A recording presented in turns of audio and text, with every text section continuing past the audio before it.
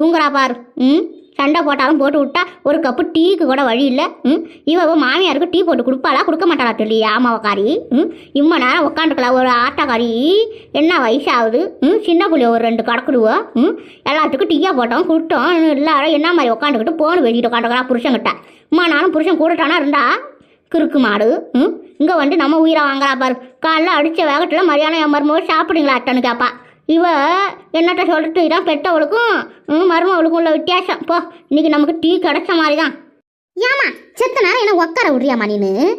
மதியத்துல இருந்து மீன் வாங்கிட்டு வரேன், கறி வாங்கிட்டு வரேன், குழம்பு வை, இது வை, அது வைன்னு புட்டு எல்லாத்தையும் செஞ்சுக்கிட்டு இருக்கிறேன். என்னமோ இப்போ செத்த நேரம் என் புருஷன்கிட்ட பேசத்துல உனக்கு கண்ணாவி போகுது. இறான் ஒரு 6 மணி ஆகட்டும், எல்லாம் வீட்டுக்கு வரட்டும், டீயை வச்சு கொடுக்குறான். அதுக்கட்டில் என்னமோ டீயை போடு, அதை போடு, இதாக போடுன்னுக்கிட்டு உன் மருமவை போய் நல்லா படுத்து கிடக்குறல வக்கனையா. என்னைய கூப்பிட்டு கேட்டு கிடக்குற. ஒரு 2 நாளைக்கு உன் வீட்டில் வந்து இருக்கலான்னா என்னை போட்டு டார்ச்சர் பண்ணுற. ஏன் தான் வந்தோம்னு இருக்கு எனக்கு. ஆனால் கடவுள்